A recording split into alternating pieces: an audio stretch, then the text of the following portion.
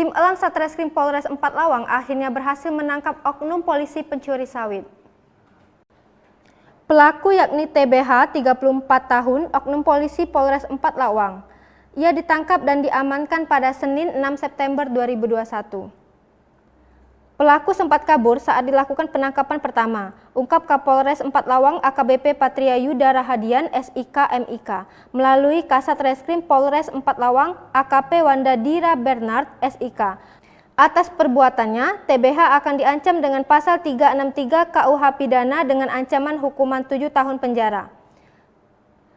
Diberitakan sebelumnya, sebanyak 5 orang yakni S 56 tahun, AA 31 tahun, RR 25 tahun, dan MK 31 tahun termasuk TBH diringkus oleh Satreskrim Polres 4 Lawang. Kelima warga Kabupaten 4 Lawang tersebut sebelumnya melakukan pencurian disertai pemberatan di salah satu perkebunan sawit. Saat penangkapan berlangsung, ada 1 orang tersangka kabur, di mana tersangka yang kabur tersebut adalah TBH. Ada 7 tersangka yang beraksi di kebun sawit milik PT Elap. Lokasinya ada di Desa Manggilan, Kecamatan Pendopo, Sabtu 23 Agustus 2021.